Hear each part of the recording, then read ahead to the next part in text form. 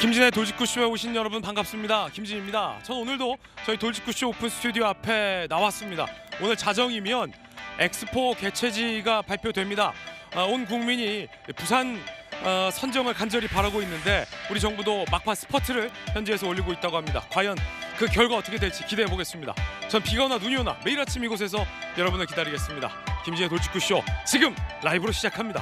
잠깐만요.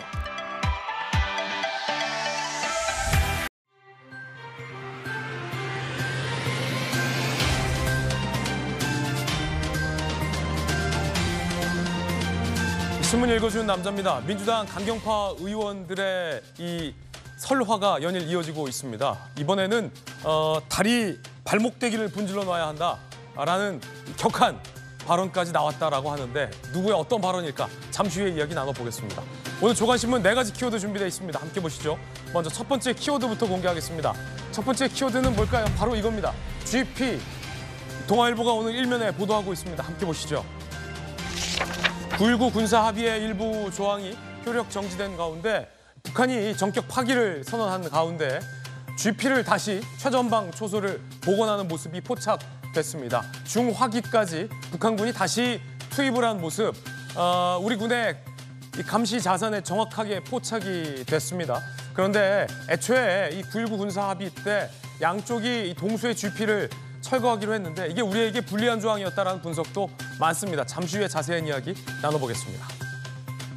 기다렸다는 듯이 북한이 이렇게 GP 초소를 다시 세웠는데요. 그런데 이거 아셔야 됩니다. 북한군의 GP는요, 겉으로 보이는 게 다가 아닙니다. 땅속에, GP 뒤쪽에, 산 밑에 다양한 동굴 등의 시설이 있습니다. 이어서 다음 키워드입니다. 두 번째 키워드는 이겁니다. 엑스포. 한겨레 신문 이면 기사 함께 보시죠. 부산 막판 리야드 맹 추격, 내일 새벽 판 뒤집나. 오늘 자정부터 발표가 시작되는데 부산시에서는 리야드의 독주 구도가 깨졌다라는 분석도 나오고 있고 이태리가 중도 포기한 것 아니냐 이런 관측도 나오고 있다고 합니다. 한도수 총리와 5대 그룹 총수들이 파리에 집결해서 막판 득표에 힘을 보태는 중입니다. 일단은 결선 투표까지만 모양새를 잘 만들어 놓으면 결선 투표 진출해서 막판 뒤집기 하면 된다라는 계산도 있습니다. 일단은 결선에 진출하는 게 중요해 보입니다. 이어서 다음 키워드입니다. 세 번째 키워드는 이겁니다. 과반. 조선일보 14면 기사입니다. 34세 미혼율이 처음으로 과반을 넘었습니다. 인구 절벽 앞에 선 대한민국. 만혼, 비혼 풍조가 가속화됐는데 급기야 30대 초중반 남녀의 미혼 비율이 절반을 넘길 겁니다. 이 추세대로라면 청년 인구가 30년 후엔 반토막이 될 것이다 라는 경고의 목소리도 나오고 있습니다. 이어서 다음 키워드입니다. 네 번째 키워드는 돌직구쇼의 시사용어. 오늘의 시사용어는요, 고용허가제입니다. 오늘도 이 기사에 보도되고 있는데요. 함께 보시죠. 외국 노동자 16만 5천 명 국내에 들여온다. 고용허가제가 보도되고 있는데 내국인을 구하지 못한 중소기업 인력난 때문에 고용허가서를 발급받아서 비전문 외국 인력을 고용할 수 있는 제도입니다. 16만 5천여 명이 들어온다면 인력난에 시달리는 중소기업들 상황이 개선될 것 같습니다. 이쯤까지 신문 읽어주는 남자였습니다.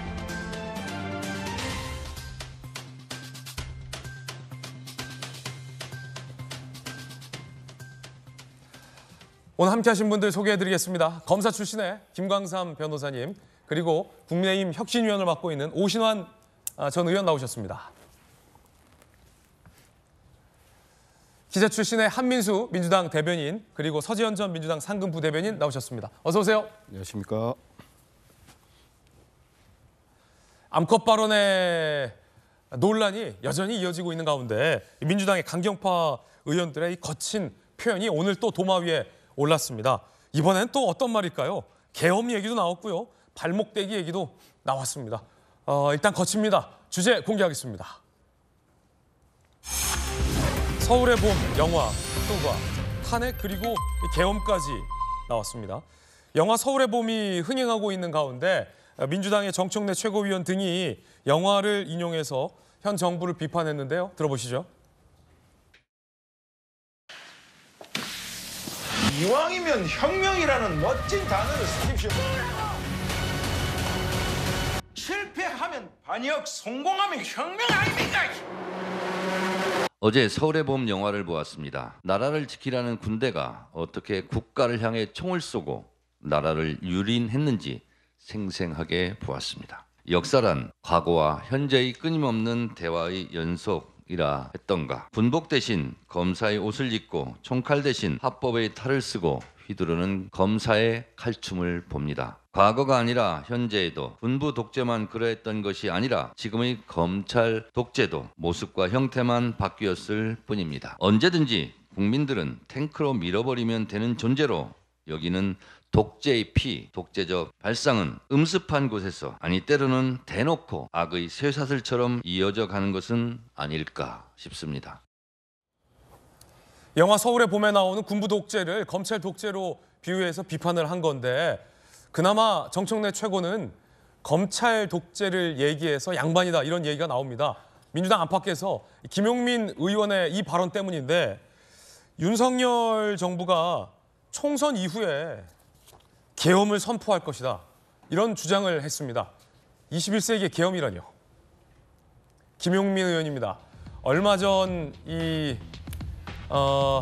최강욱 전 의원의 암컷 발언, 민영배 의원의 출판 기념회에서 그 자리에서 이제 암컷 발언에 박장대소했던 김용민 의원이죠. 윤 정권이 권력을 사용하는 대범함을 놓고 보면 총선에서 조금만 유리한 결과가 나와도 계엄을 선포할 것이다. 독재를 강화하려고 할 것이다. 라고 주장했습니다.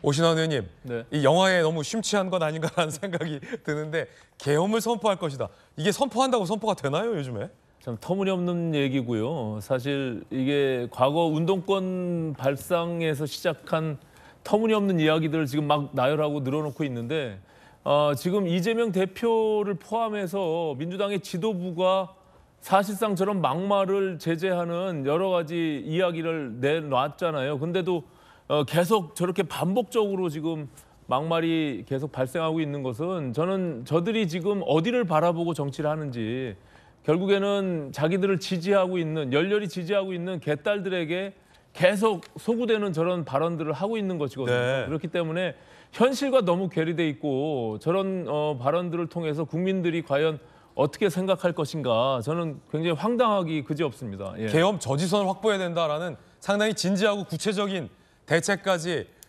주장을 하고 있어서 논란이 이어지고 있습니다. 김광삼 변호사님, 네. 총선 결과가 유리하면 윤석열 정부가 계엄을 선포해서 독재를 강화할 것이다. 그러니까 대통령 임기가 끝나도 비상 시국 계엄을 선포해서 군부를 장악하고 나서 대통령 임기가 끝나도 임기를 이어갈 것이다. 뭐 이런 주장인 것 같은데요. 김용민 의원이 법조인 아니에요? 변호사 출신이죠. 검사 출신이잖아요. 헌법 공부를 좀 제대로 안 한 것 같아요. 아니면 고시 공부할 때 헌법 공부하고 그대로는 완전히 헌법에 손을 놓은 것 같지 않은가 싶어요. 그 계엄이라는 요건은 굉장히 엄격합니다. 예. 국가 비상사태, 전시 또는 사변이라는 것은 전쟁과 같을 정도의 엄청난 국가적 혼란을 얘기하는 거 아니겠어요? 이에 준하는 사태에 계엄을 할 수 있는 거예요. 그런데 지금 아마 저 취지는 지금 총선에서 우리한테 표를 줘라. 그렇지 않으면 계엄령이 선포될 것이다. 아니면 윤석열 정부의 무도함을 막기 위해서 3분의 2 이상을 우리한테 줘라. 그러면 탄핵을 하겠다. 이제 그런 취지인 것 같아요. 그러니까 총선에서 표를 달라는 취지인 것 같은데, 이제 계엄의 요건도 모를 뿐 아니라 지금 우리나라의 어떤 민주주의 정도를 보면 옛날 이승만 때처럼 계엄할 수 있는 그런 여건이 아니잖아요. 예. 전두환 때처럼 그런 게 요건이 아니고, 서울의 봄이라는 영화를 보고 그랬다고 한다면 너무 영화에 심취돼 있는 거죠. 그러면 사실 어린애도 아니고 국회의원 아닙니까? 그리고 어떻게 보면 지금 검찰 TF에서 뭐 활동을 하고 있는 것으로 보이는데, 저런 식의 발언이 과연 오히려 총선에서 도움이 될까, 도움이 되지 않을까? 예. 그건 어린애라도 판단할 수 있을 것 같은데 왜 저런 생각을 하고 저런 걸 함부로 국회의원이라는 공적인 자리에 있는 사람이 SNS에 올릴까 참 이해가 되지 않아요. 그런데 한편으로 보면 저런 얘기들이 저는 국민의힘에 마치 엑스맨처럼 느껴져요. 오히려 네. 내년 총선에서 표를 잃기 위해서 뭐 이런 표현은 어쩔지 모르겠지만 발버둥을 치고 있지 않느냐. 그래서 지금 김용민 의원 지역구는요. 예. 민주당의 텃밭이에요. 그러니까 아무렇게나 이 얘기해도 나는 당선될 수 있다라는 생각. 경선만 이기면 된다. 경선에서는 사실은 권리당원이라 진짜 강경한 그러한 뭐 민주당 당원들의 입김 중요한 거 아니겠습니까? 일단 계엄의 요건도 안 되고 계엄 저지선이라는 말도 좀 황당한 주장이다 이런 말씀이신 거죠? 그렇죠. 근데 이제 본인 입장만 예. 생각하니까 사실은 박빙 지역이랄지 험지 지역에 있는 국회의원들은 네. 저런 말 나올 때마다 가슴이 뜨끔뜨끔 할 거예요. 알겠습니다. 한민수 대변인님, 이 계엄을 선포해서 독재를 할 것이다라는 김용민 의원의 주장에 조금 솔직히 좀 당황하긴 했습니다. 이제 계엄이라는 게 아시다시피 비상시에 국가 정변에 준하는 비상시에 전쟁이나 이 군 병력을 동원해서 국가 이제 비상 체제를 선포하는 건데 이제 탱크라든지 장갑차라든지 군인들이 이제 시내 경찰 대신 치안을 담당하게 될 텐데 김용민 의원의 이 주장은 어떤 근거가 있을까요? 일단은 뭐 말씀하신 대로 그 서울의 봄이라는 영화가 지금 장안의 화제 아닙니까? 네. 저도 지난 일요일 날 보셨어요? 예, 봤습니다. 봤는데 영화 참 잘 만들어졌더군요. 그래서 우리 정청래 최고위원도 말씀하신 것 같은데 저는 그렇게 생각합니다. 영화가 됐든 책이 됐든 보는 분들, 읽는 사람에 따라서 모두 다 감상평이 다를 거예요. 거기에서 상당히 감정이입도 하고 등치하는 부분들이 있을 분들도 있고 아 저건 영화일 뿐이야, 책일 뿐이야 이렇게 생각하는 분도 있을 텐데 저 개인적으로는 이 영화 보고 불과 40여 년 전 일인데 뭐 저는 그 기록을 뭐 책으로도 보고 기자하면서 취재를 했기 때문에 다 압니다. 아는데 일부 빼고는 상당히 맞는 부분이 많습니다. 가령 전두환 소장이 합수본부장이 이 쿠데타를 하기 위해서 쿠데타라는 거는 이미 김영삼 정부인 보수 정부에서 인정한 거기 때문에 거기에 대한 이론은 없을 겁니다. 군사 반란을 하기 위해서 당시 특전사령관, 네. 수방사령관, 헌병감을 한 음식점에 잡아놓은 것도 팩트입니다. 실제로 전사한 분들이 계시고 김우랑 소령을 비롯해가지고 그렇기 때문에 이런 영화를 보고 40년 전이지만 그 영화 보십시오. 우리는 하나다 하면서 군부 내 사조직 하나가 대한민국의 군을 다 망치고 나라를 망친 거 아니겠습니까? 그런 부분을 보면서 지금의 어떤 이 검찰들 특히 검사 내에서도 윤석열 대통령과 한동훈 법무장관과 가까운 분들이 특수부 검사라는 한 카테고리로서 예. 승승장구하지 않습니까? 그런 거에 대한 어떤 같은 이미지, 검찰 독재라는 걸 저는 충분히 주장할 수 있다고 봅니다. 다만 김웅민 의원이 영화를 보시고 한지는 모르겠는데 차라리 저는 계엄령이라는 표현을 쓰지 마시고 만약에 국민의힘이 총선에서 이기고 윤석열 대통령이 총선에 이기면 보다 지금보다도 더 지금은 시행령 하나 가지고 등자 하나 붙은 거 가지고 모든 초법적인 행위를 하고 있지 않습니까? 국회 입법권이 완전히 무시됐어요. 그렇게 정치를 하고 있는데 만약에 이제 과반 의석을 얻거나 다수 의석을 얻으면 법과 제도를 완전히 뜯어고치고 네. 그렇게 제도적으로 정말 독재에 가까운 독재적인 국정 운영을 할 수 있다. 이런 문제 제기를 했다면은 더 많은 국민들에게 소구력이 있을 거라고 봐요. 그래서 그런 표현 하나하나가 조금 더 국민 입장에서 일반 국민들 입장에서 중도층 입장에서 어떤 표현이 더 다가설 수 있을까 이런 표현들을 쓰신다면은 좋지 않았을까 생각이 들고 저거는 본인의 생각을 밝혔기 때문에 예. 막말이라고 설화라고 보기에는 조금 뭐 그러지 않는가 싶습니다. 네. 상식적으로 이해하기 힘든 주장. 이 표현이 가장 적절할 것 같습니다. 계엄. 이 시대에 상식적으로 이해하기 쉽지 않은 주장. 그런데 서지현 전 부대변인. 네. 김용민 의원 같은 경우는 암컷 막말 발언 현장에 있었잖아요. 그리고 박장대소하는 모습을 보여서 책임론이 민주당 내에서도 일기도 했는데 이재명 대표가 부적절한 언행에 대해서는 관용 없이 엄정하게 대처하겠다. 최근에 밝힌 말씀이시잖아요. 상식적으로 이해하기 힘든 이 계엄 주장까지 나왔는데 어떻게 보십니까? 당내에서는. 이게 사실 총선이 다가오다 보면 뭐 막말 경쟁도 하기도 하는데 이 부분은 사실 막말 경쟁이라기보다는 비유에 대한 적절성이라든지 국민들의 인식에 대한 어떤 그런 해석의 차이일 수 있을 것 같아요. 계엄이라고 하면 실질적으로 5.18 광주 주민들은 굉장히 트라우마가 더 강할 네. 것 같고 또 얼마 전에 국군의 날 우리 군인들 이제 시가행진 또 이게 그럼 계엄령을 위한 준비 과정이냐 이렇게 또 오해 아닌 오해인데 사실 이거는 총선에서 이기면 계엄령이라는 의미 자체는 비유적인 것이죠. 그러니까 계엄처럼 이 공공의 권한을 가지고 공적으로 써야 되는데 과거에 이제 군부에서는 본인들의 개인의 이익을 위해서 어떻게 보면 대한민국 국민의 주민의 생명까지 앗아간 그런 사태가 그만큼 힘든 상황이 온다. 그래서 우리도 왜 선거 때 보면 저는 동의하지는 않겠는데 선거는 축제라고 하잖아요. 사실 축제는 아니거든요. 굉장히 힘든 것이고 어떤 분은 선거는 전쟁 중이라 그래서 막 당대표 막 바꿀 때도 늘 하는 얘기가 전쟁 중에는 장수를 바꾸지 않는다고 해서 그러면 우리가 지금 국민의힘과 뭐 민주당 뭐 정의당이 전쟁하는 건 아니지 않습니까? 그러니까 비유인 부분인데 저는 근데 지금 김용민 의원이 뭐 비유로서 계엄을 쓴 건 아닌 것 같고요. 이건 정확하게 해야 되니까 김용민 의원은 계엄을 선포할 것이다라고 주장을 했고 계엄 저지선을 확보해야 된다라고 썼으니 서재현 전 부대변인이 보시는 것처럼 계엄을 비유적으로 쓴 건 아닌 것 같아요. 그게 만약에 비유가 아니고 정말로 만약에 그게 가정이지만 그렇게 계엄이 할 수 있다. 그 환경 자체가 성립이 될 수 없는 것이죠. 사실은. 그 불가능한 것이죠. 계엄을 할 이유가 없죠. 아니 제가 좀 황당한 것은 네네. 이 서울의 봄이라고 하는 영화를 저희가 무슨 그 당시 12.12 쿠데타에 대해서 무슨 역사적 평가에 대해서 부정하려고 하는 것이 아니라 그것을 40년이 뒤난 지금 윤석열 정부가 검찰 독재라고 하면서 계엄령을 선포할 것이다 라고 하는 그 비약이 전혀 논리적으로 맞지도 않고 굉장히 황당한 거죠. 국민들로 생각할 때는 지금 이 2023년도를 살아가는 대한민국 국민들이 과연 지금 정부가 쿠데타 계엄을 선포하고 지금 무슨 독재로 국가를 운영하겠다라고 얘기하면 누가 그걸 믿겠습니까? 그러니까 너무나 황당한 논리적 비약들을 말도 안 되는 이야기들을 저렇게 계속 반복적으로 해대니까 저것은 도대체 어떤 망상에서 저런 이야기를 하느냐. 결국에는 본인들이 생각하고 있는 내년 총선에서 승리하기 위한 과정으로 갈 때 적극 지지층 지금 개딸들로 표현되고 있는 그 지지층들에게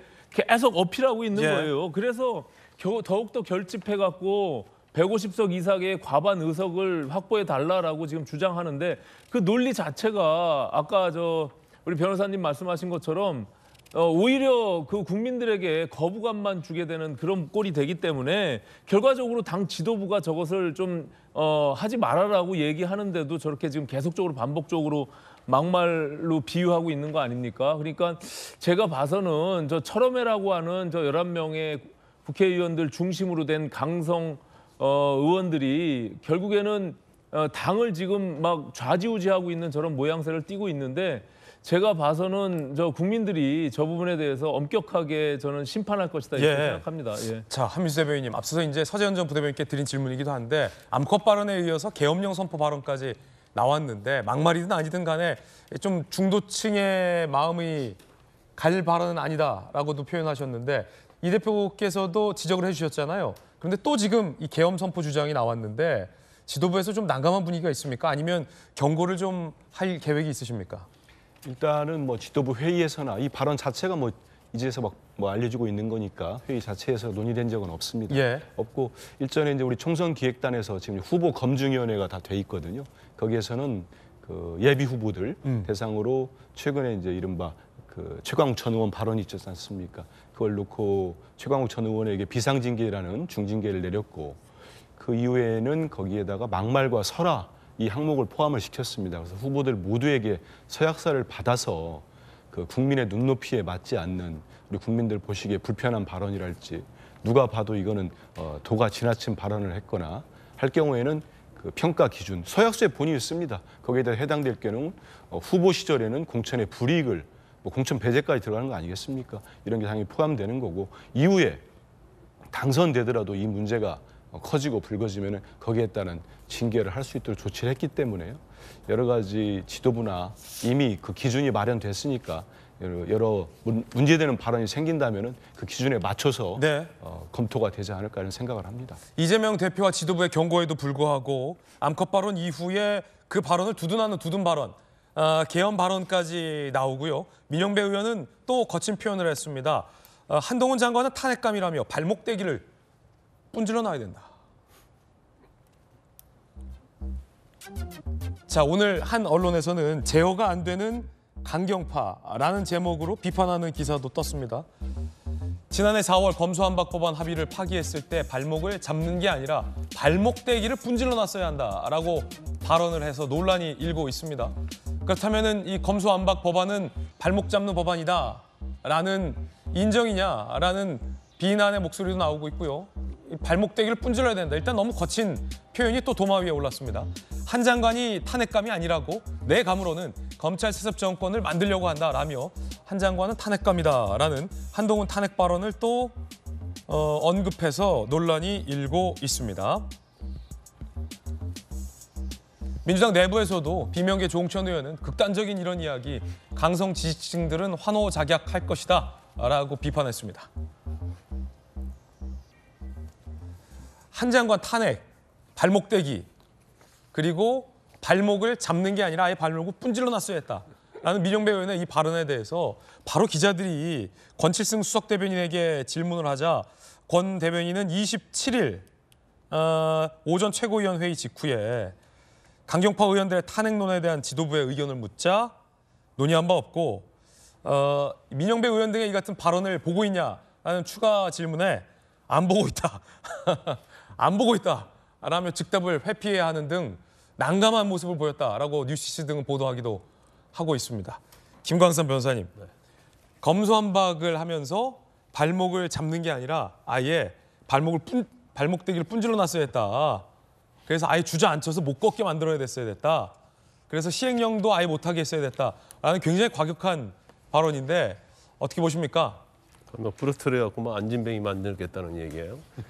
그런데 그렇게 막말을 하지 말고 조심하라고 하는데 영이 안 쓰네요. 예. 이재명 대표 공천권 가지고 있지 않습니까? 그럼에도 불구하고 이재명 대표 언행 주의하라고 주의보까지 내렸잖아요. 공천에 반영했다고 했잖아요. 그런데 뭘 믿고 저렇게 하는지 이해가 되지 않고 지금 그 발목 부러뜨려 한다는 말을 하면서 검찰 세습을 하려고 한다 이렇게 얘기했잖아요. 아니 우리나라에서 그렇게 세습하고자 싶으면 하해집니까? 결국 국민의힘이 국민의 어떤 투표에서 결정되는 거 아니에요? 아마 한동훈 장관이 요즘 뭐 언론 보도 많이 되고요. 또 상당히 인기가 올라가니까 굉장히 거기에 대해서 어떻게 보면 뭐 부러움일 수도 있고 아니면 좀 약간 본인들의 입장에서 보면 좀 유력적으로 느끼는 것 같아요. 네. 그래서 저러다가 잘못되면 우리가 어떻게 되는 거 아니야? 그런 생각을 하고 있지 않나 그런 생각이 들어요. 그런데 아까 마찬가지죠. 민영배 의원 지역구 광주 아닙니까? 김용민, 민영배 이런 사람들이요. 아주 텃밭에 있는 사람들을 박빙 지역으로 보내야 돼요. 그러면 이런 말을 안 할 거예요. 아마 본인들 입장에서는. 그런데 이미 국회의원은 뭐 경선 이기면 따놓은 당상이다 이런 생각을 하는 것 같아요. 그래서 저렇게 말을 함부로 하는데 당에 전혀 이제 도움이 되지 않고요. 아마 저 발목대기라는 얘기를 하잖아요. 저것도 사실은 앙컷보다는 조금 수위가 낮을 수 있지만 저것도 엄청난 막말이거든요. 예. 그럼 이제 민주당에서 그러면 민영배 의원은 어떻게 할 것인가 그걸 좀 지켜봐야 할 것 같고 다음 총선이요. 지금 민주당은 윤석열 정부의 심판이라고 주장을 하고 그다음에 국민의힘 쪽에서는 이재명 대표의 사법 리스크 그리고 다수당 횡포 이런 걸 심판해야 한다고 주장을 하잖아요. 근데 다음 총선이 이렇게 가버리면 막말에 대한 심판이 될 수가 있어요. 그러니까 실질적으로 정치에 대한 어떤 판단의 심판은 없이 막말 대잔치가 되니까 그 막말에 대해서 국민들은 감각적으로 투표할 수밖에 없거든요. 예. 그러면 누가 좋고 나쁘고가 이런 막말에서 결정되기 때문에 다음 선거가 굉장히 우려가 많이 됩니다. 김용민 의원의 계엄 선포에 이어서 민영배 의원의 이 발목대기 발언까지 보도가 되자 익명의 한 민주당 재선 의원은 뒷목대기를 잡았다. 라고 저에게 직접 얘기를 해주기도 했습니다. 이 민주당 많은 중도 수도권 뛰는 후보들은 뒷목 잡는 얘기인데 서지현 정부대변인 이것도 비유예요? 아니, 저는 그 뒷목 잡으신 분 감정에 대해서 저도 100% 공감합니다. 저도 예. 대구 있고 또 뭐 얼마 전까지 함께했던 뭐 전재수 의원 같은 경우 부산에 있다 보면 사실 뭐 민주당 지지 세력이 강하지 않거나 약간 스윙보터 지역에서는 네. 이런 한마디 행동 한마디 이런 것들이 다 쌓여가지고 몇 표 차로 또 떨어지기도 하고 사실은 선거 운동하는 것 자체가 힘들 수도 있거든요. 네. 그렇기 때문에 저는 좀 이제 비유적인 것도 굉장히 힘들지만 적절한 비유 그리고 자극적이지 않으면서도 충분히 본인의 의지나 단어의 표현을 쉽게 설명할 수 있는 그런 단어 사용을 할 수 있어야 된다 생각하고 다만 이것이 뭐 비유의 정도 어느 정도까지 저는 허용해야 되는 것도 사실 국민의 선택의 몫입니다. 사실 이게 그 신군부도 2022년 8월에 그 국민의힘 전 이준석 당대표가 용산에서 쫓겨나면서 신군부 비유를 하셨거든요. 그러니까 비유인데 이걸 어디까지 쓸 것인지 허용할 것인지 이 부분 또 좀 설명하는데 저는 개인적으로 비유 자제령을 좀 내렸으면 하는 것도 개인적으로 좀 요구를 하고 있습니다. 아예 이제 비유하지 마라. 그렇죠. 굉장히 힘들죠, 비유 자체. 비유하지 마라. 예. 발목대기 분질러 써야 된다라는 발언을 들으니까 발목이 제가 시큰시큰할 정도로 아니, 무서워요. 아니 새 정부 출범했는데 아무리 야당이지만 좀 잘 되길 바라셔야지 어떻게 발목을 분질른다 이런 얘기를 하십니까? 한민세 배우님. 나한테 물어보는 네, 미용 배우님요.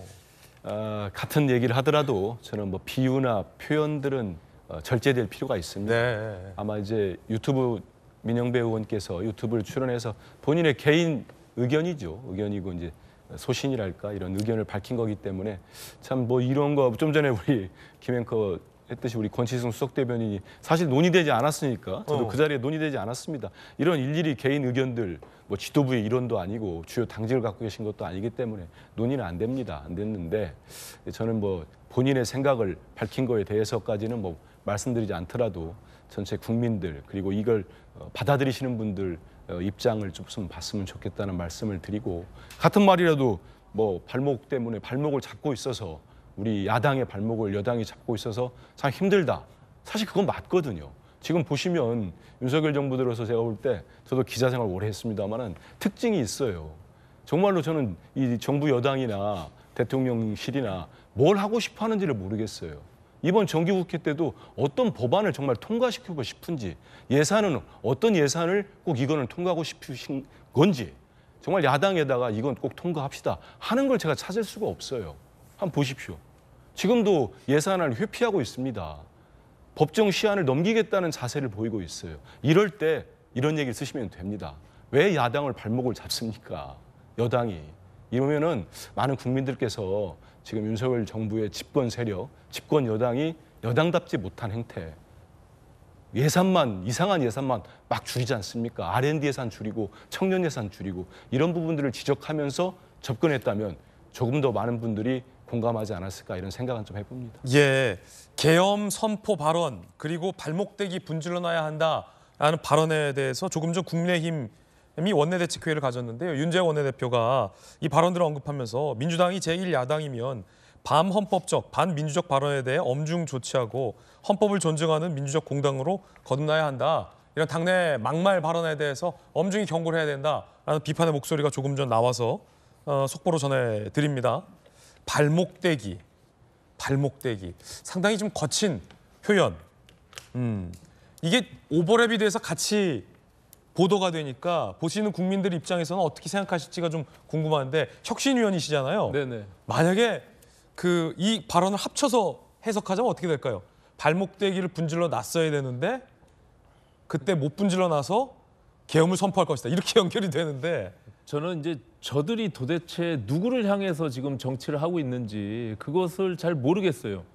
지금 국민 대다수 이제 정치인들이 대부분 국민 하잖아요. 근데 제가 봐서는 저 철험의 강성 의원들은 강성 지지자들을 향해서만 정치를 하는 것이 아닌가 이런 의구심이 들고요. 특히 이제 그 탄핵 중독 정당처럼 보여요. 민주당이 저렇게 계속 탄핵 외치는 것이 그리고 실제 그것을 행동하는 것이 저런 강성 의원들에 끌려가는 그런 모습들로 보이거든요. 그렇기 때문에 이것은 정말 제가 봐서는 민주당의 중도층을 향하는 메시지를 갉아먹는 그런 역효과가 날 수밖에 없고 저들이 저러는 이유는 검찰에 대한 트라우마가 있기 때문에 그래요. 본인들이 일종의 자격지심을 갖고 있는 거예요. 늘 검찰의 피해를 받았다라고 하는 저런 트라우마 속에서 검수완박법 그리고 검찰 독재 뭐 이런 이야기들을 자꾸 하는데 제가 봐서는 모든 검찰을 공공의 적으로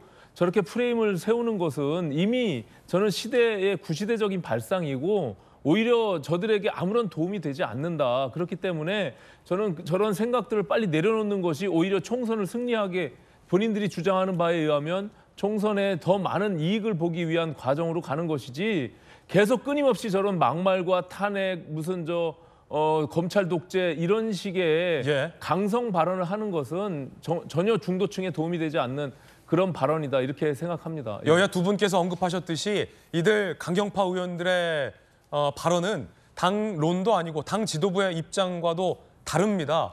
그래서 당 지도부에 영이 안 서는 것 아니냐라는 비판도 앞서 한 패널이 해주셨는데 홍익표 원내대표 등 당 지도부는 한동훈 장관에 대해서 탄핵할 계획이 없다.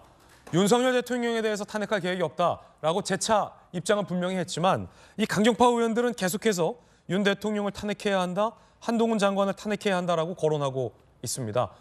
먼저 윤 대통령 탄핵 거론부터 들어보시죠.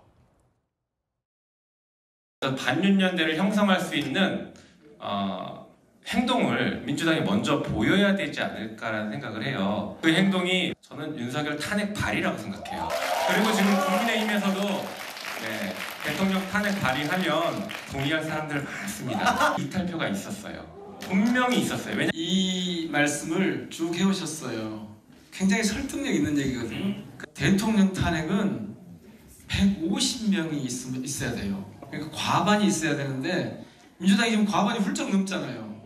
그러니까 일단 탄핵 발의를 해놓고 양국관리법과 여러 가지 간호법 같은 민생 법안들 거부권 마구마구 행사하고 계시고요. KBX 지금 작살내고 있는 이런 부분들 저는 상당히 이런 부분들도 탄핵 사유에 해당한다고 보고 있습니다. 더 그 탄핵 사유를 쌓지 않으시길 바랍니다.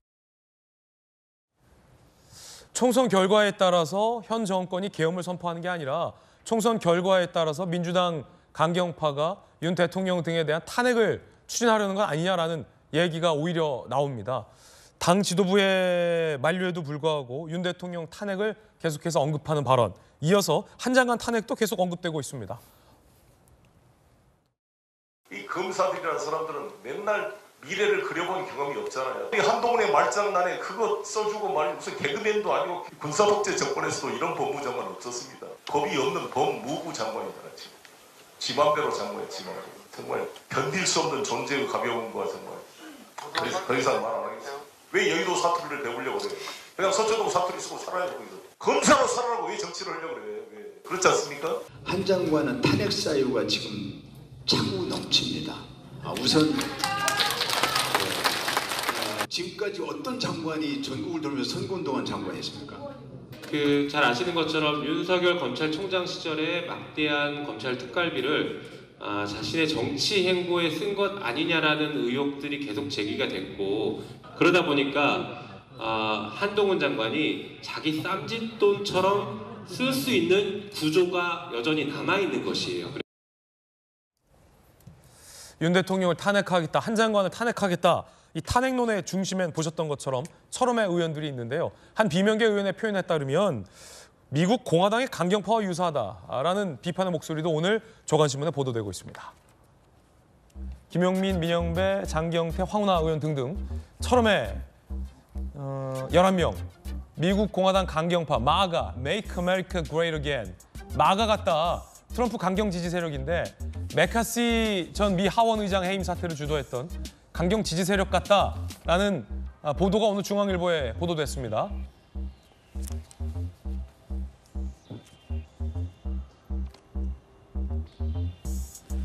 이데올로기보다 특정 지도자의 팬덤 리더십에 의해 이루어지는 극단주의 같다라는 전문가의 비판.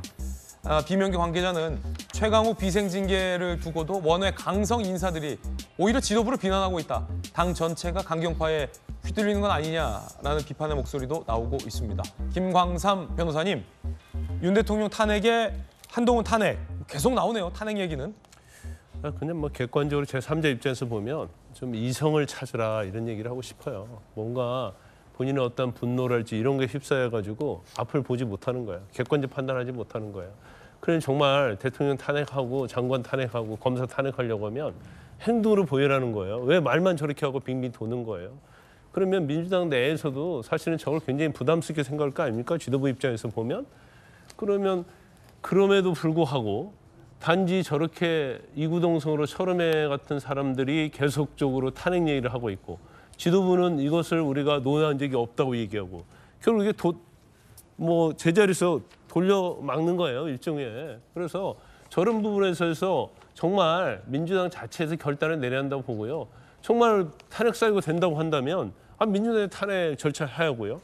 탄핵 사유가 되지 않음에도 불구하고 저런 어떤 막말 수준의 저런 행동을 계속한다면 거기에 대해서 또 지도부가 행동을 보여야 하거든요. 근데 지도부가 그냥 어중충하게 아유 논의한 적 없다 그런 말 하지 마라 그 정도에 끝나기 때문에 계속 저런 얘기가 나오는 거예요. 그래서 아마 뭐 당연히 총선에도 영향을 미칠 거라고 보지만 중요한 것은 이제 이재명 대표의 생각이 제일 중요하겠죠. 그냥 저 언사를 주의해라 이 정도 갖고 되겠습니까?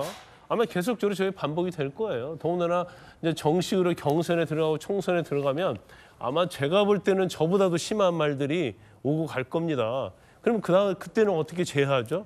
공천 줬다가 물론 탈락시키겠다고 하지만 그건 쉽지 않잖아요. 그래서 사실 저런 분들이 국민을 하여금 굉장히 피로감을 주고 있고 민주당이 민주당다운 길로 가야 한다. 정책이랄지 여러 가지 이제 국민의 현안, 민생 얘기 계속하지 않습니까? 근데 민생 얘기 아무리 해도 저런 얘기 해버리면 다 묻혀버려요. 그러면 그걸 직시를 해야 하는데 이제 그런 것들이 직시가 되고 있지 않는 것이 굉장히 좀 안타까운 측면이 있다 이렇게 봅니다. 예, 철험의 의원들의 강경파 의원들의 이 거친 설화에 관한 이야기 전해드렸습니다. 이번엔 두 번째 이야기 시작하겠습니다. 국민의힘 소식도 준비되어 있는데요. 주제 공개하겠습니다. 정말 훅 들어온 하태경 의원의 종로 출마 선언. 이뇨한의 아차차. 이뇨한 국민의힘 혁신위원장이 이준석 전 대표의 이 부모님을 언급했다가 공식 사과를 했습니다. 이뇨한 혁신위원장 사과 성명 들어와 있습니까? 네, 이준석 전 대표를 이제 준석이라고 부르면서 도덕이 없다. 그것은 이준석 전 대표의 잘못이 아니다. 부모의 잘못이다라고 언급한 부분에 대해서 이준석 전 대표가 발끈하며 패드립이다라고 강하게 비판을 하자 이뇨한 혁신위원장이 한 발 물러선 건데요. 들어보시죠. 어른들이 잘못 가르치면 아이들이 잘못하는 뜻으로 얘기했는데 그 이준석 부모님을 끌어들인 건 정식 사과합니다. 이준석 전 대표의 부모님을 끌어들인 것에 대해서 정식 사과한다라고 이뇨한 혁신위원장이 사과를 했습니다. 이준석 전 대표 반응도 궁금합니다. 이 전 대표가 강하게 이 혁신위원장을 비판해 왔는데요. 들어보시죠. 나이 40 먹어가지고 당대표를 지냈던 정치인한테 준석이라고 당 행사 가서 지칭한다는 것 자체가 어디서 배워먹은 건지 모르겠고 부모 끌어들여가지고 남 욕하는 건 본 적이 없습니다. 패드립이 혁신이냐. 여전히 이뇨한 혁신위원장에 대해서 어디서 배워먹은 건지 모르겠다라며 거친 표현들을 이준석 전 대표 역시도 하고 있습니다. 이 혁신위원장이 사과를 했는데 오신환 혁신위원님. 네. 부모를 끌어들여서 언급한 것 잘못한 거죠?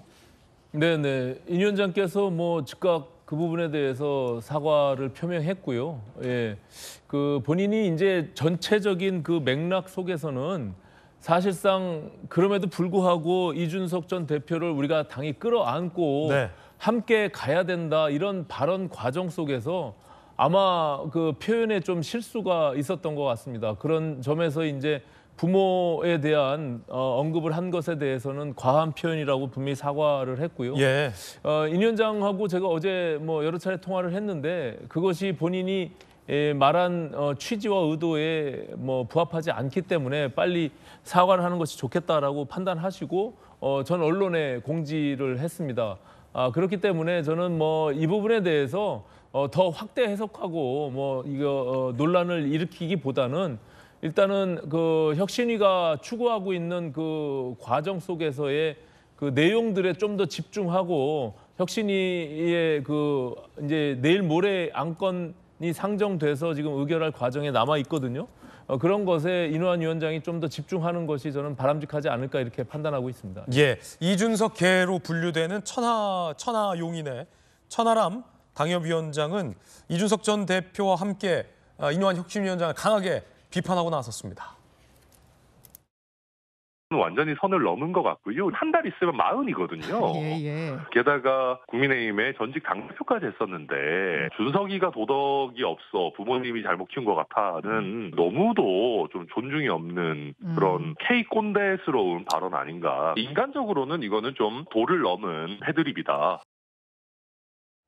김재섭 전 비대위원장님, 인유한 혁신위원장이 사과를 했습니다. 그렇게 되면 이제 한 번씩 주고받은 거 아니냐 뭐 이런 얘기도 나오는데 이준석 전 대표가 본인 보러 간 인유한 혁신위원장의 면전에다 대고 미스터 린튼 하며 영어로 문전 박대했던 것, 과연 그것이 이제 도덕적으로 예의 범죄를 맞는 것이냐라는 논란이 한 차례 뜨겁게 있었잖아요. 그리고 이번에 인 혁신위원장의 이제 부모 언급과 관련해서 한 번씩 주고받았다. 당내에서 이런 얘기도 나오는데 이 전 대표도 사과해야 되는 거 아니냐 뭐 이런 얘기도 있어요.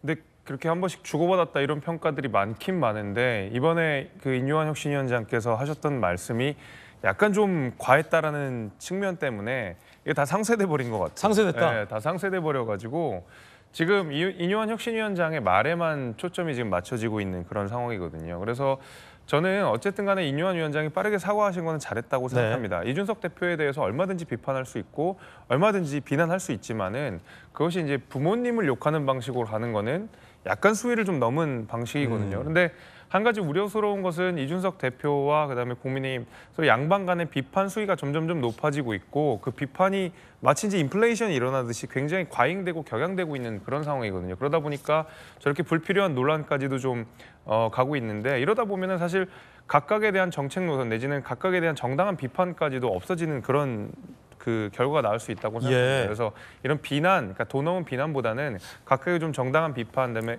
수위가 좋은 비판들을 통해서 각자가 상생하는 방식으로 가야지 이렇게 서로가 비난하는 방식으로 가는 것은 뭐 양측에게 다 좋지 않은 방식으로 저는 보고 있습니다. 양측에게 모두 좋지 않은 반응이다. 민주당도 이 설전에 참전을 했습니다. 정청래 최고위원 등인데요. 준비됐으면 한번 들어보겠습니다.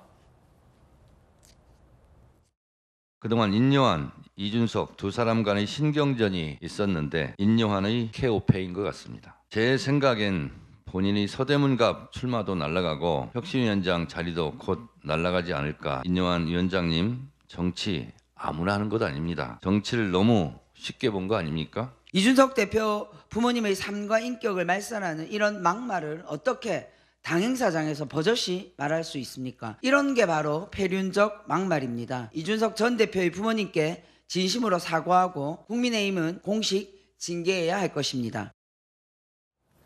민주당의 최고위원들이 이준석 전 대표를 부모님을 언급한 것과 관련해서 인 혁신위원장을 강하게 비판하고 나선 겁니다. 이 정치권 관계자들은 또 묘하게 이준석 전 대표와 민주당 지도부 간의 어떤 묘한 같은 기류가 느껴진다 뭐 이런 평가도 내놓고 있는데 인 혁신위원장이 사과한 만큼 이 부모를 언급하는 것은 잘못된 과한 표현이었죠.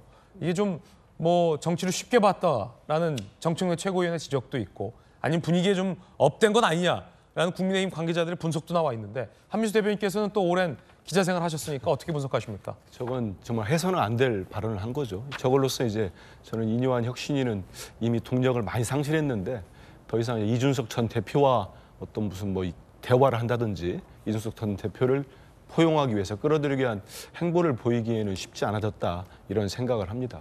전 이런 말씀 좀 드리고 싶어요. 우리가 앞선 주제에서 여러 가지 우리 개별 의원들이 한 좀 뭐 거친 표현이랄지 어떤 소신이랄지 정견 가지고 민주당에 대한 많은 공격들이 있었습니다. 아마 국민의힘에서도 많이 하고 있을 겁니다. 하는데 만약에 우리 당의 혁신위원장이 거의 비대위원장급의 행보를 보이신 혁신위원장이 부모를 비하한 발언을 했다. 그럼 난리 났을 겁니다. 민주당 향해서 폐륜 정당, 부모 비하 정당. 우리는 그렇게 국민의힘 공격하지 않지 않습니까? 그래서 저는 이 혁신위원장 사과 잘했다고 봅니다. 어떻게 사과를 하고 넘어가겠습니까? 그래서 이걸 좀 분리해서 볼 때는 분리해서 보고 민주당 개별 의원 얘기 나왔으니까 민주당 너희들 다 욕먹어봐라. 이렇게 공세하면은 그 또한 국민들 눈에 보면 지나치게 보이는 게 있다는 말씀을 좀 드리고 싶고 저는 인유한 위원장이 저런 표현함으로써 이준석 전 대표에게 이제는 뭐 이준석 전 대표가 인유한 위원장을 다시는 이렇게 거들떠볼 이유가 없어진 것 같아요. 제가 비유 하나 드리면 아까 비유 표현 많았는데 오늘 비유 금지하자고 했는데 부부간에도 싸움할 때 절대 건드리면 안 되는 거 있잖아요. 처가 식구, 처가 부모, 시댁 부모 건드리면 바로 이혼입니다. 그거 제가 볼 땐 100% 이혼이에요. 결국 이제 결별로 가지 않을까. 결별로 가지 않을까. 이런 생각이 듭니다. 예. 지금도 안 보고 있었는데 더 안 볼 명분이 생겼다. 관측까지 전해드리고 있는데 이준석 전 대표의 영업 운전막대 발언도 다시 회자되고 있습니다. 들어보시죠. So Mr. Linton, I wasn't expecting you. I would tell you at this point that you have failed to meet the prerequisites for coming here. I mean, what have you learned from the recent council election? Have you tried talking to people of council? 사실 우리 인요한 박사님한테 영어로 말씀드린 이유는 you became one of us, but you don't look like one of us as of now. 이 발언도 여전히 논란 중입니다. 그런가 하면 국민의힘에서 부산 본인의 지역구에 불출마를 선언하고 서울 험지 출마를 도전한 하태경 의원 소식도 준비되어 있는데요. 하태경 의원이 서울 험지 출마하겠다라고 밝히고 종로 출마를 선언을 했습니다. 들어보시죠. 종로 출마로 우리 당 수도권 승리의 견인차가 되겠습니다. 종로를 빼앗긴 채로는 수도권 정당이라고 할 수 없습니다. 직접 찾아뵙고 제 고민을 설명드리는 시간을 가졌습니다.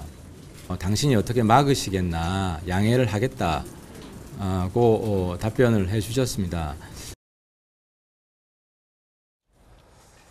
종로 출마 선언을 한 하태경 의원, 과연 종로 출마는 왜 선택했는지, 당내에서는 종로가 험지냐 이런 목소리도 있다고 하는데 이에 대한 하태경 의원의 생각은 어떤지 오늘 제가 직접 모닝콜을 걸겠습니다.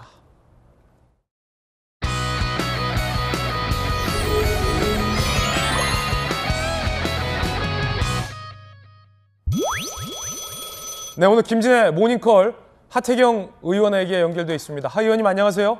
예, 안녕하세요. 지금 종로에 계십니까? 어디에 계십니까? 아, 예, 지금 아침 저 라디오 인터뷰하고 지금 국회로 들어와 있습니다. 국회 여의도에 계시군요. 예, 예. 어제 종로 출마 선언을 하셨는데 어떤 이유로 종로를 결심하셨습니까? 가장 큰 이유는 이제 당하고 그동안 긴밀히 좀 상의를 했는데 종로에 마땅한 대안이 없었어요. 예. 처음에는 이제 원희룡, 한동훈 출마설도 있었잖아요. 네. 근데 이제 막상 이제 당하고 협의를 해보니까 그 종로 출마할 가능성이 높지 않다. 근데 이제 종로라는 곳이 사실 상징적으로 굉장히 중요한 곳이지 않습니까? 예.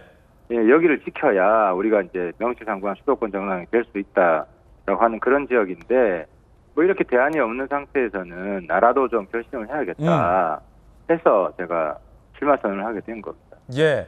당과 지속적으로 이제 논의를 해 오셨다라고 말씀을 주셨는데 오늘 보도에 보니까 그 원희룡, 한동훈 언급하셨는데 그 두 분이 결심하기 전에 기습적으로 종로 출마하신 것 아니냐 뭐 이런 보도도 있던데 하 의원님 어떻게 보십니까?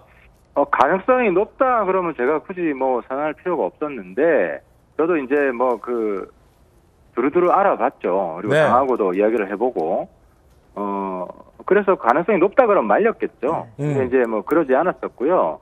근데 이제 단 이 뭐 사안인 만큼 지도부 전부하고는 협의를 할 성격도 아니었고, 근데 이제 어제 이후에 제가 이제 상의를 못 드린 일부 지도부하고도 뭐 이야기를 많이 나눴고요. 뭐 어느 정도 양해를 해준 걸로 이해를 하고 있습니다. 예. 당내에서 오늘 보도해 보니까 이 서울 험지 출마 선언, 종로가 과연 그 험지가 맞냐, 뭐 이런 당내 의견도 있던데 당내 당혹스럽다라는 반응에 대한 생각은 어떠십니까? 그러니까 저도 그 이해가 안 되는 게 원희룡, 한동훈 출마설 나올 때는 거기가 험지라는 데 대해서 우리 지도부 아무도 이견을 제시하지 않았거든요. 근데 그러니까 저는 그렇게 생각합니다. 제가 이제 혁신이 안을 수용하지 않는 지도부를 계속 비판을 했습니다. 네. 그래서 좀 뭐 현 지도부한테 좀 미운 털이 박힌 거 아니냐 그동안 혁신이 출범 이후에 제가 이제 서울 출마 선언한 거는 혁신이 출범 이전이지 않습니까? 그리고 저는 사실 현 지도부 여전히 불만이 많습니다. 혁신이가 이제 제안한 것들 저는 100% 다 수용해야 된다고 생각을 합니다. 네. 여기에 대해서 지도부가 지금 혁신에 저항하는 모습을 보이고 있으니까 국민들도 우리 당에 대해서 지금 상당히 이제 불만이 많은 것이고 아무튼 혁신이 편들고 있는 하태경 미운털 박혀서 일부 지도부에서 저에 대해서 못마땅하게 생각하고 있는 것 같습니다. 아, 그렇군요. 미운털이 박혀서 좀 일부에서 못마땅하게 생각하는 것 같다. 종로에는 민주당 주자 중에 곽상원 변호사, 이종걸 전 의원 등이 출마 의사를 밝힌 바도 있는데 하 의원님의 당선 가능성에 대해서는 어떻게 평가하십니까? 저는 제가 이긴다고 생각하고 있습니다. 제가 이제 최재형 의원님한테도 말씀드렸지만 최재형 의원님도 또 그렇게 수용을 하셨고 이제 선의의 경쟁을 하자. 아마 최재형 의원님은 원희룡 한동훈 장관이 출마하더라도 선의의 경쟁을 하자고 했을 겁니다. 그리고 서울 그 어느 지역도 다 현역 당협위원장이 존재합니다. 근데 그나마 최재형 의원님이 인품이 좋으셔서 반응이 쿨하시고 이렇게 좀 그나마 따뜻하게 말씀해 주신 거지. 다른 지역 제가 출마 선언했으면 그 지역에 있는 현역 당협위원장이 막 난리가 났을 겁니다. 그러니까 그건 어느 지역이나 다 똑같아요. 네. 근데 어쨌든 제가 종로 나가서 더 승산이 높다 이런 판단을 개인적으로 한 것이고, 그리고 다들 기억을 못 하시는데 4년 전에 종로 20% 우리가 진 것이에요. 그리고 최재형 의원이 당선된 것은 그때 민주당이 후보를 안 냈습니다. 종로도 다른 지역처럼 서울의 웬만한 지역처럼 굉장히 어려운 지역입니다. 예. 자, 하 의원님 감사합니다. 예, 감사합니다. 네, 오늘의 모닝콜 하태경 의원이었습니다. 종로도 험지죠. 험지죠. 지도부는 당혹스러운 분위기다라는 보도도 나옵니다. 지도부의 반응 보시죠. 지도부와 전혀 상의 없었다, 당혹스럽다. 지난번 서울 출마 때도 김기현 대표는 상의를 안 했다. 인사 핵심 라인을 통해 지도부에 전달해달라고 했다라는 당혹스러운 분위기도 나오고 있습니다. 오 혁신위원께서는 어떻게 보십니까? 당혹스럽죠. 제가 당혹스러워요. 봐도. 왜냐하면 왜 당혹스러워요? 예, 아니 그 지역에 지금 네. 우리 국민의힘의 현역 국회의원이 있는데 네. 또 본인의 지역구를 지금 버리고 서울로 출마하겠다고 한 그 하태경 의원이 굳이 종로를 선택해서, 그리고 더군다나 지금 시기와 장소에 있어서도 굉장히 당혹스러운 것만은 확실한 것 같아요. 그래서 지금 이 시기에 또 그것을 먼저 선제적으로 저렇게 급하게 발표할 이유가 있었을까라는 생각이 들고요.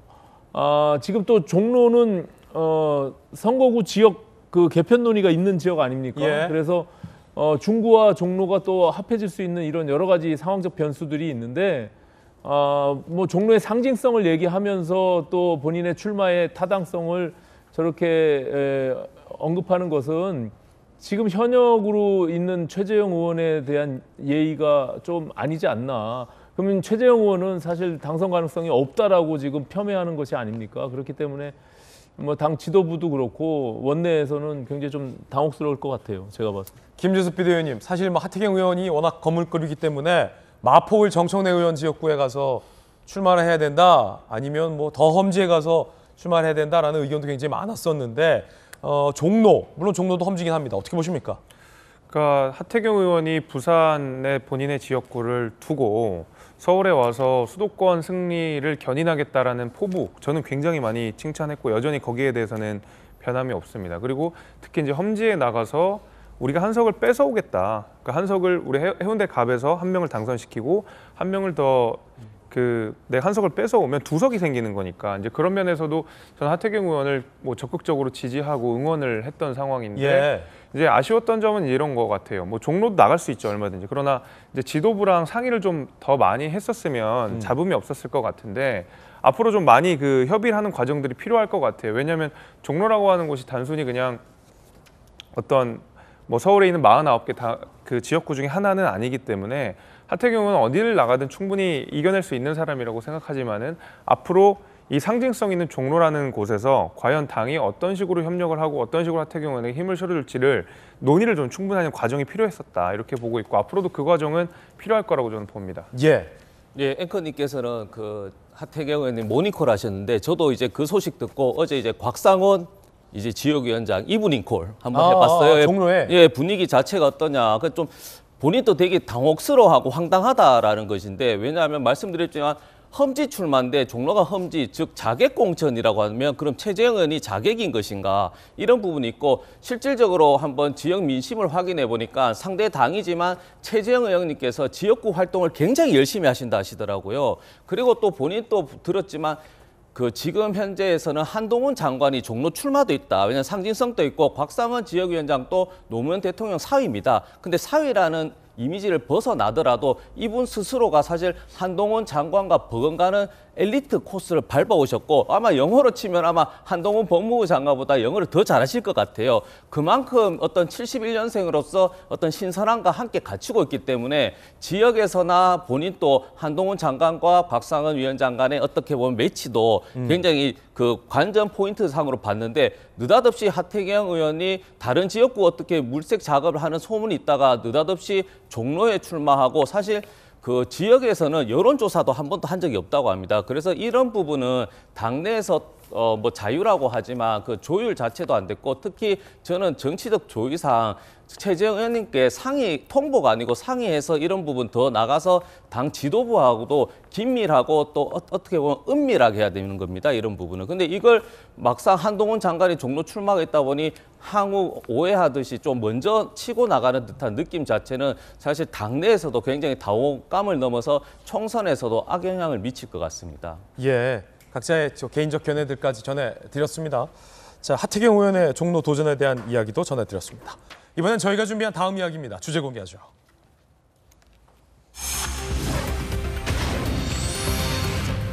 민주당의 대의원제 축소 의결이 강성당원을 위한 것 아니냐라는 당내 논란도 제기됐고요. 게임의 법칙을 두고 잡음도 일고 있다는 보도도 나오고 있습니다. 민주당이 대의원제 축소를 의결했습니다. 비명계에서는 사실상에 사당하다라는 반발도 나오고 있습니다. 함께 보시죠. 현재에서는 민주당의 이 오랜 전통이었던 대의원제 제도상 대의원의 한 표가 권리당원의 60표의 가치였습니다. 그런데 어제 개정안을 통해서 대의원 한 표를 권리당원 20표로 축소시키는 의결을 통과시켰습니다. 비명계들은 반발하고 있습니다. 충분한 논의 없이 지도부가 독단적으로 결정했다라며 다른 의도가 의심된다라는 비판도 있었고요. 또 다른 의원은 통제불가 개딸들을 더욱 날뛰게 풀어주는 사실상의 사당화 긴급조치다. 앞서서 김용민 의원의 계엄 시도 얘기도 나왔는데 이번엔 민주당 내부에서 긴급조치 얘기까지 나온 상황입니다. 이재명 대표는 대의원과 권리당원의 1인 1표제에 대한 열망이 컸지만 그나마 절충을 한 것이다라는 입장도 나오고 있습니다. 들어보시죠. 민주주의 사회에서 표의 등가성은 매우 중요한 가치입니다. 대의원과 권리당원의 1인 1표제에 대한 열망이 매우 큰 건 사실인데 단번에 넘어서기는 어려운 벽이어서 한 걸음씩 점진적으로 바꿔나간다는 점들을 이해하고 용인해 주시면 좋겠습니다. 비명계 의원님들 반발이 좀 예상이 되는데 이견이 있는 건 당연하고 충분한 협의 논의를 거쳐서 그 의견들 모아나가도록 하겠습니다. 방송에서 논의하지 않고 먼저 이렇게 의결하시는 거에 대해서 좀 비판 목소리도 있는데요. 아시다시피 이 민주당의 대의원의 표가 축소되면 이 강성 지지자들의 목소리가 더 높아질 것이다라는 예상도 나오고 있는 그런 상황인데 한민수 대변인님, 어제 이 대의원제 축소 의결을 두고 비명계들은 반발하는 분위기입니다. 이게 어제 이제 당무위원회에서 의결이 됐죠. 아마 제가 알기로는 다음 달 7일인가요? 중앙위원회 절차가 남아 있습니다.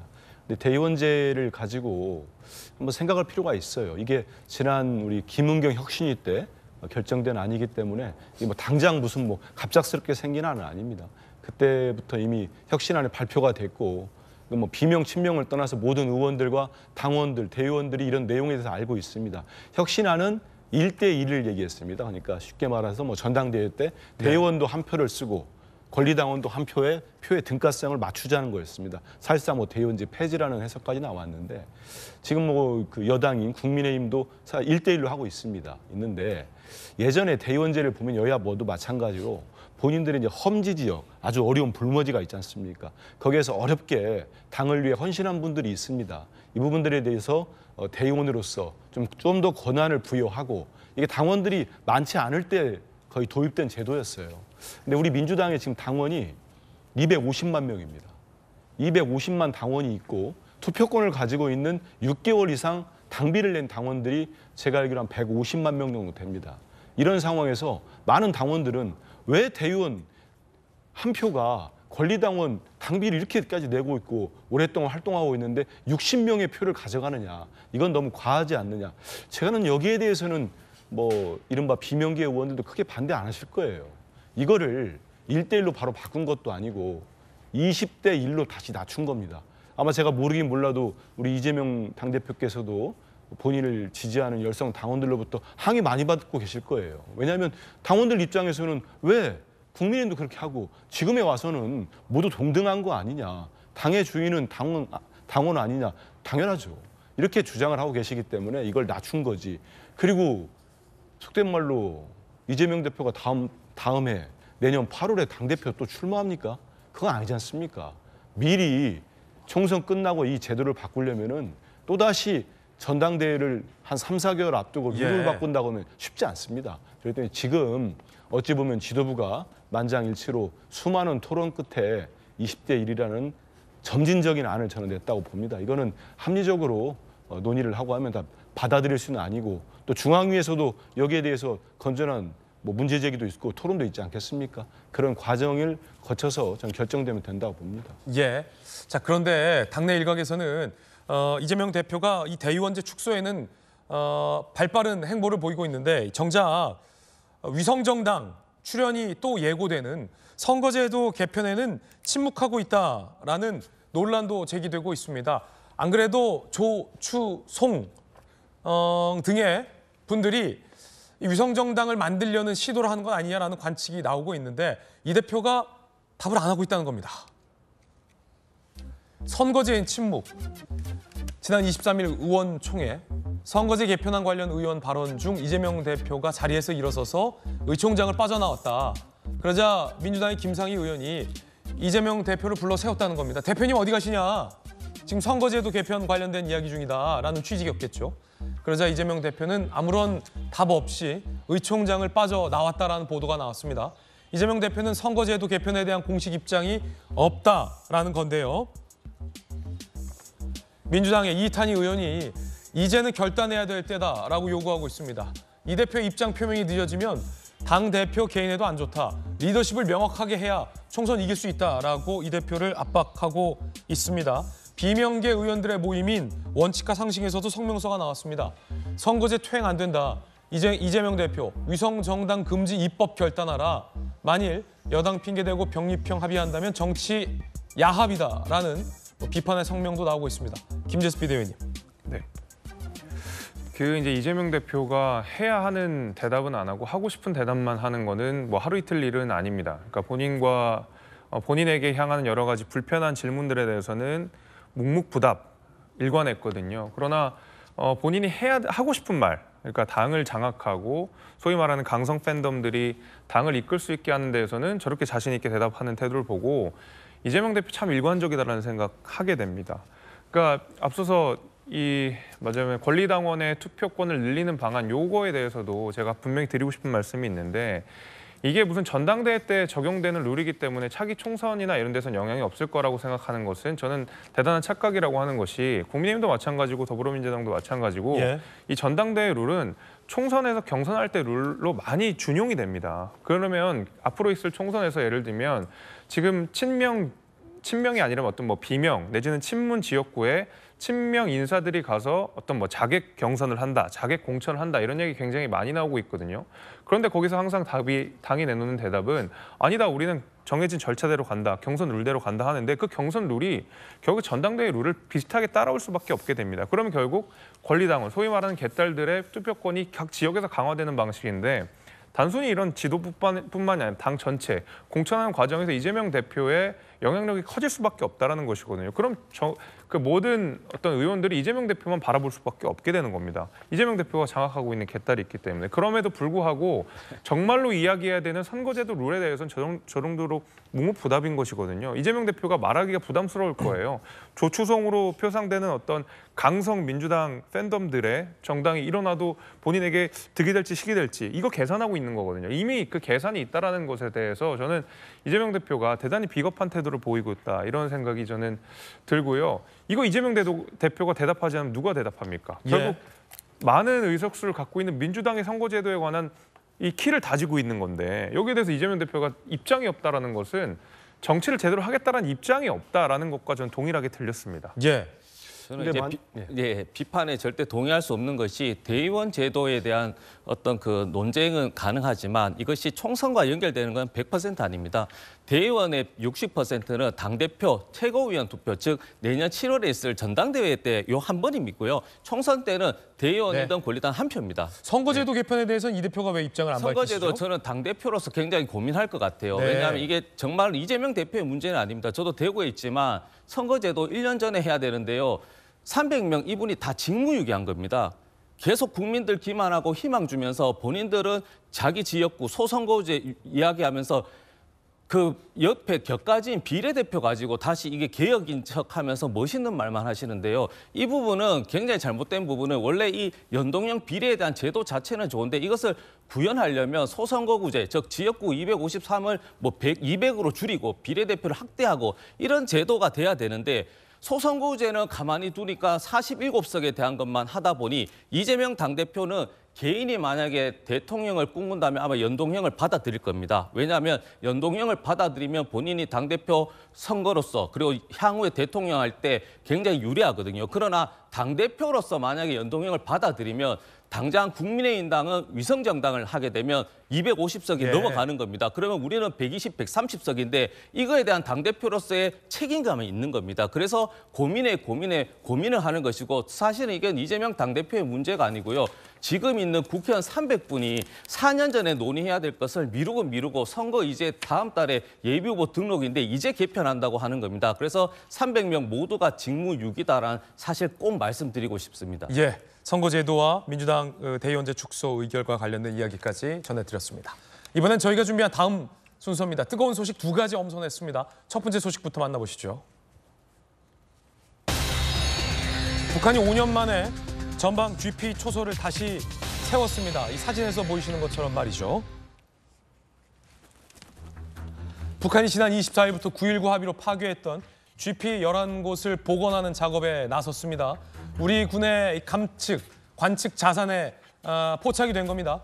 병력, 북한 군이 투입됐고 중화기도 투입됐습니다. 판문점 JSA 북한군이 권총 착용 근무, 서NLL 지역 해안포 개방도 늘었습니다.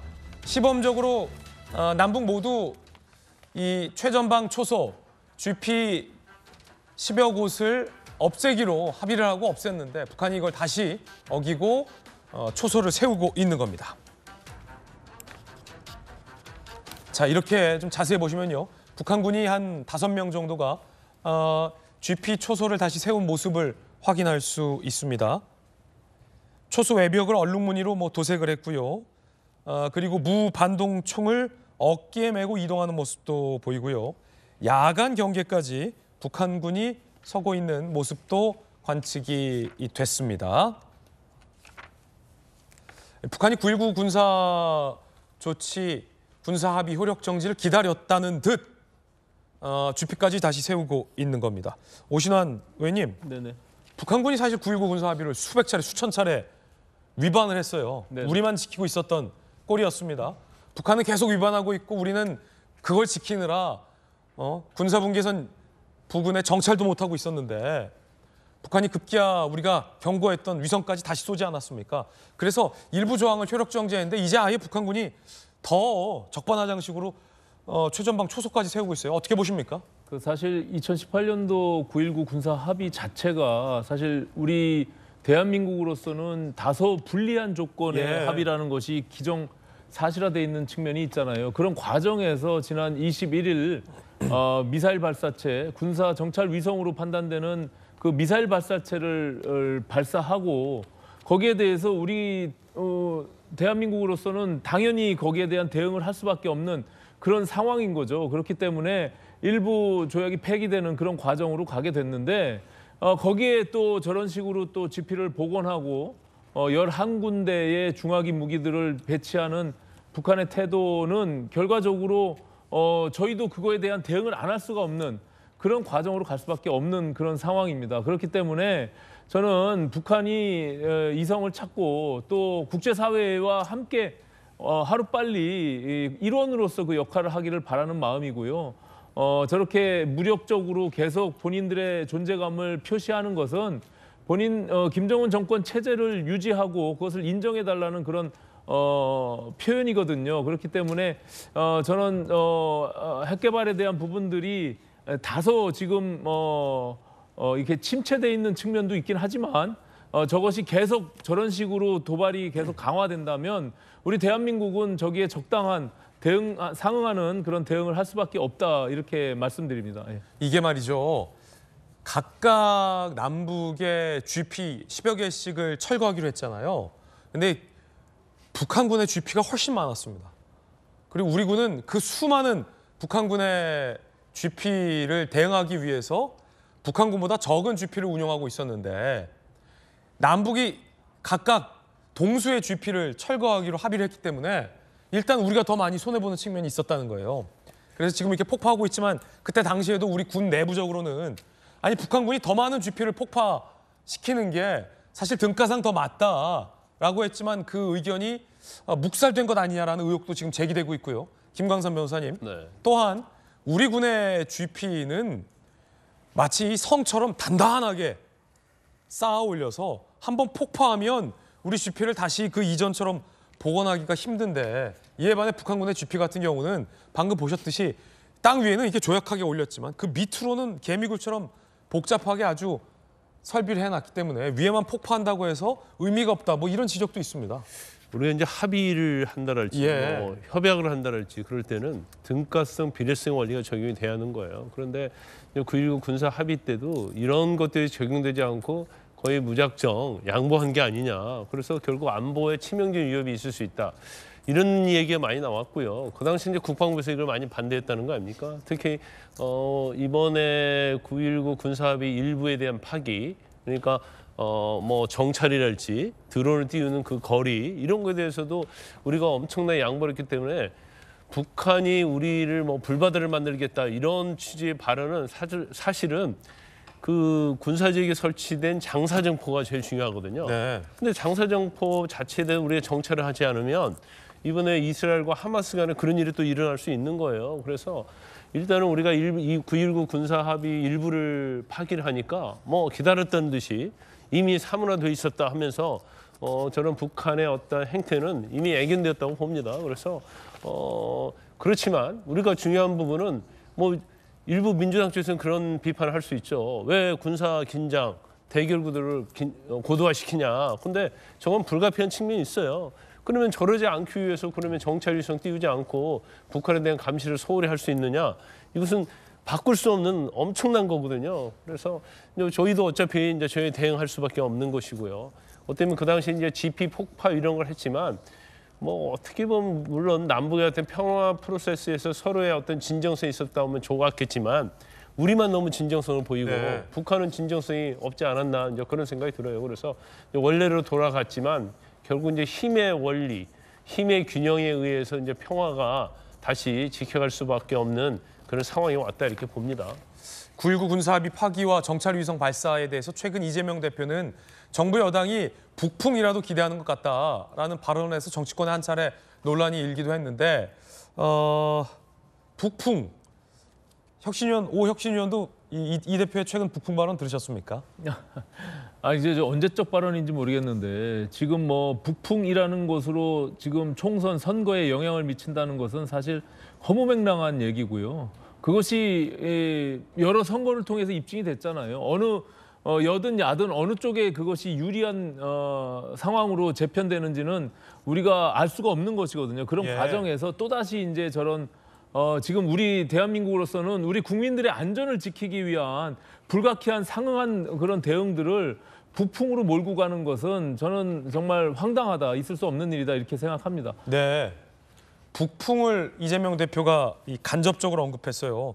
정부가 북풍처럼 군사 도발을 유도하거나 충돌을 방치하는 상황이 오지 않을까 하는 걱정이 일각에 있다라는 간접 화법을 했는데 오늘 그 동아일보의 그 이정은 논설위원회 칼럼을 보니까 칼럼 제목이 여의도를 떠도는 낡은 북풍의 망령 9.19 합의의 일부 효력 정지를 주고 북풍 음모론을 제기하는데 이 북한의 고도화되는 위협 앞에 과연 총선의 득실을 이 북풍까지 언급하면서 따질 것이냐라는 날카로운 비판 칼럼이거든요. 김재섭 전 비대위원은 어떻게 읽으셨습니까? 그 칼럼의 의견에 좀 동의를 하는 편인데, 그러니까 국방 그다음에 국민의 안전을 두고 그것을 표로 계산한다는 것 자체가 이재명 대표가 과연 야당으로서 당 대표를 지낼 자격이 있는가라는 의심을 심각하게 하게 되고요. 솔직히 말해서 북한의 어떤 가짜 평화로 인해 가장 많은 수혜를 받았던 건 2018년 민주당 아닙니까? 오히려 저는 그런 관점으로 지금 총선을 바라보고 있는 것이 아닌가라는 생각이 들고요.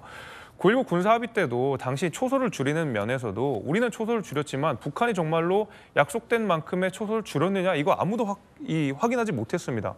실제로 줄였는지 알 수가 없어요. 몇 개 그냥 폭파하는 장면들만 연출됐을 뿐이지 정말로 줄였느냐에 대해서 아무도 검증하지 못하는 상태에서 지금까지 왔거든요.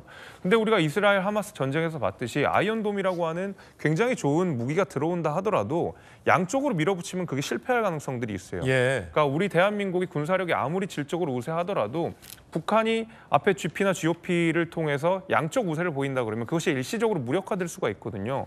이런 것들을 우리가 새겨가지고 같이 대응을 해줘야 되는 것이지, 이게 무슨 북한의 선의만 기대해가지고 대한민국 지금 국민들의 안전과 대한민국의 안보를 바탕으로 이렇게 안일한 태도를 보이는 오히려 민주당의 야당 자격 없는 것이 아닌가라는 저는 생각이 좀 듭니다. 자, 이 의견에 대한 의견도 드려야 될 것 같은데 서지현 전 부대변인, 이재명 대표의 이제 북풍은 좀 근거가 있었던 발언이십니까? 그러니까 이제 과거라기보다는 이제 보수층 자체가 안보에 굉장히 이제 관심이 많습니다. 실질적으로 뭐 보수층 지지자는 대부분은 그렇지는 않지만 경제보다 안보를 더 우선시하는 보수층도 있거든요. 그러나 이게 선거로만 하는 것이고 선거 이후에도 굉장히 이런 부분은 평화적으로도 문제시 되는 것인데, 저는 다만 이런 GP에 대해서 긴장이 이제 다시 고조되는 상황에서 그럼 이런 논쟁은 좀 차치하더라도 국방부에서는 이제 또 군사 대비 태세 강화를 해야 되는 겁니다. 그런 불확실성이 이제 생긴 겁니다. 그 생긴 것이고, 저는 다만 이런 것들이 계속 뭐 어떤 행위도 있지만 이거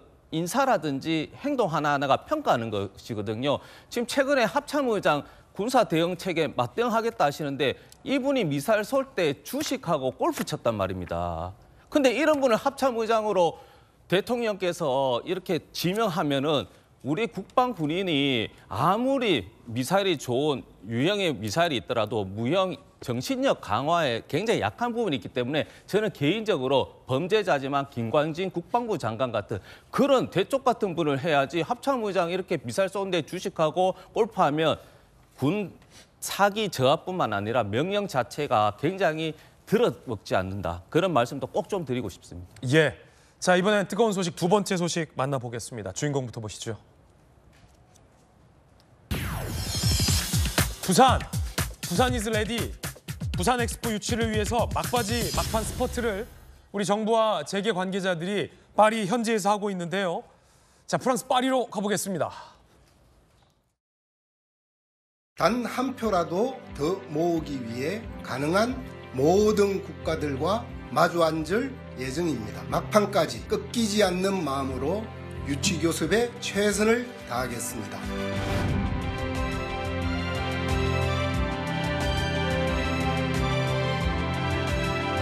혹시 분위기가 좀 어땠나요? 잘 될 것 같으세요? 다들 열심히 하고 계십니다.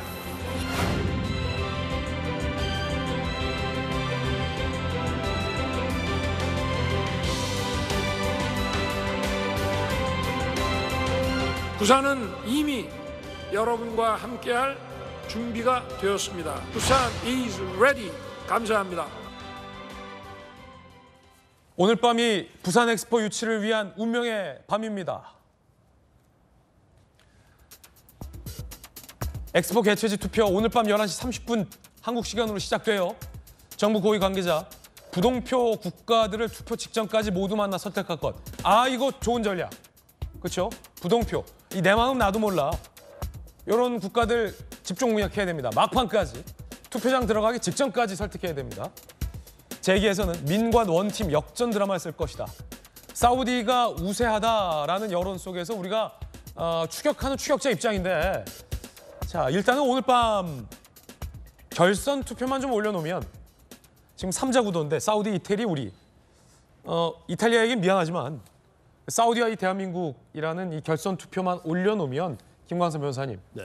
그러면 이제 이태리를 뽑았던 국가들이 그러면 난 대한민국. 이렇게 오면 막판 역전도 가능하다. 이게 지금 우리의 전략이죠. 저는 역전할 것 같아요. 네. 우리가 촉이라는 그 느낌이라는 게 있잖아요. 김광선 변호사님 촉. 그동안 잘 받지 않았어요? 잘 맞았어요. 돌직구에서 한 얘기들 거의 네. 다 맞았는데, 아니 왜냐하면 이게 사실은 국민의 염원이에요. 그러니까 정부 고위 관리만 하는 게 아니죠. 재계하잖아요. 우리나라 재계가 얼마나 세계적인 기업입니까? 뭐 삼성, SK 할 것 없이 전부 다 지금 발벗고 나서고 있잖아요. 그러면 사실 저렇게까지 열심히 하면 182개 회원국이 감동을 안 할 수 없거든요. 네. 그런데 아마 사우디가 굉장히 지금 당황하고 있는 것 같아요. 원래 이제 파리에 부산 택시가 돌아다닌다는 거 아닙니까? 예. 근데 거기에 사우디가 그걸 보고는 리야드 택시를 또 만들었다는 거예요. 어허. 그래서 우리가 하는 흉내를 계속 내고 있고, 그다음에 우리는 지금 간담회, 뭐 리셉션 이런 걸 다 하고 있잖아요. 그러면서 정말 전방 위주로 막 하고 있는 거거든요. 그런데 사우디에서 자기 지지하기로 했던 나라들에게 접촉하지 마라. 근데 이게 있을 수 없는 거 아니에요? 그럼 오히려 반발할 수 있는 거거든요. 네. 그 정도까지 한 거 보면 사우디가 굉장히 당황하고 있고. 원래 예전에도 그 부모님이 만나지 말라고 하면 더 만나고 싶거든요. 그렇죠.